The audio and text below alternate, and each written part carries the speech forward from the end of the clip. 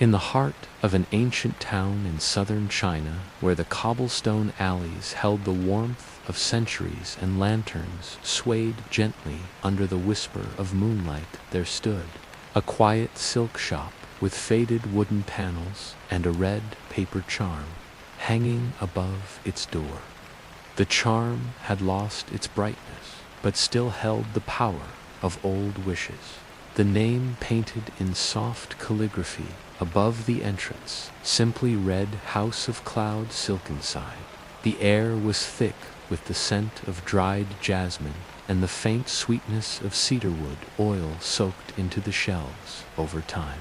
Rolls of silk rested like sleeping scrolls along the wall's golden threads, shimmering in twilight purples, deep river greens, and the color of dawn mist. The silence inside was not empty, but full of memory and gentle breath, like the shop itself was dreaming. The old man who kept the shop, Master Liang, moved with the softness of someone who had spent decades folding fabric and speaking in whispers. His long robe brushed against the floor as he walked barefoot between the bolts of cloth, checking on them as though they were old friends. His hair was tied loosely in a silk ribbon, a soft gray like the mountain fog, and his eyes curved kindly.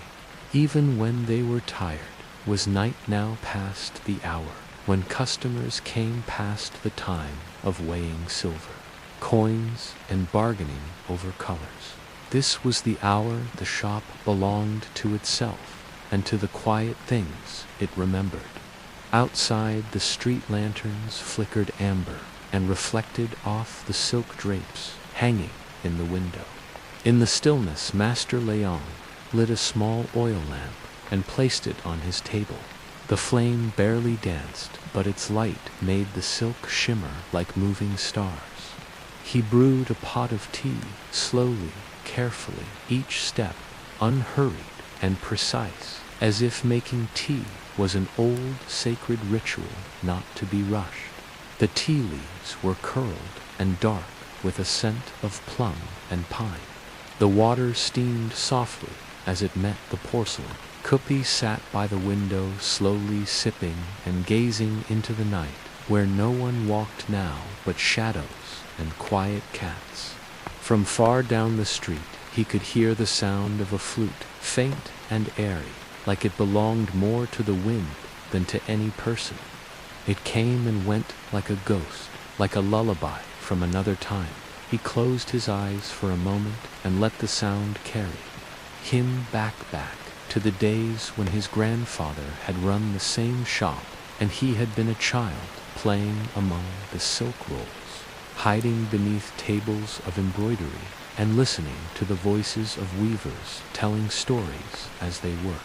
They spoke of dragons and empresses, of palace gardens and moon festivals, of brides who brought luck and mothers who wove dreams into their children's clothes. The stories seemed stitched into the very fabric of the shop.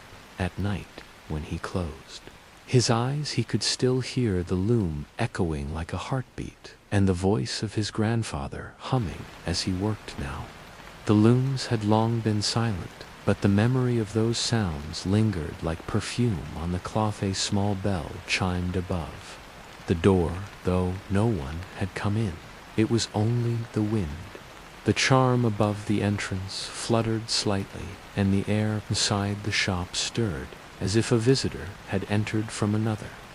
World Master Liang smiled and rose, slowly setting his teacup down on a wooden coaster carved with the shape of a peony.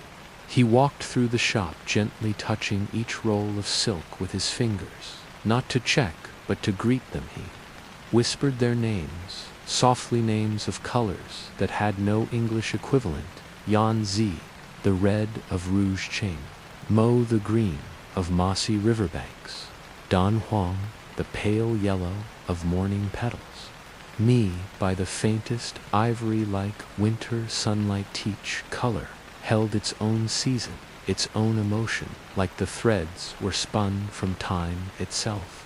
He paused before a bolt of deep blue, a shade so rich it looked like the night sky over a silent lake.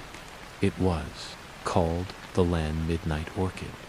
He remembered when it had arrived, ordered for a bride's wedding robe, but never collected. The bride had run away the day before her wedding, and the silk had waited ever since, a promise never worn. Some nights Master Liang thought he could still see the girl standing at the window of the shop. Just before dawn, her eyes wide and uncertain, her hair wrapped in a scarf stitched with tiny stars. But maybe that was a dream or a memory sewn too tightly to let go. He moved again through the quiet, letting his hands rest briefly on each fabric, like offering blessings. Outside, the wind shifted and leaves danced down the alley. A cat leaped lightly onto the window ledge, pausing to look inside, then disappeared again into the night. The lanterns swayed once more, casting slow waves of light across the shelves. Master Liang returned to his table. He lit a second lamp and began sketching a new pattern on rice paper. His brush moved slowly, like drifting mist. The design was simple, a flowing cloud wrapped around a rising crane, the symbol of long life and serenity. He did not need to look at his hand. His body knew the motion, the same way a river knows how to bend around a stone. The ink dried gently on the paper, its scent mixing with tea and silk and candle wax. It was a design for no one in particular, a piece of quiet beauty meant only to exist and breathe. Far in the back room, the old loom still stood silent, covered with a pale cloth. He had not used it in years, but he kept it out of reverence, as one keeps a flute that no longer plays, or a scroll whose words have faded.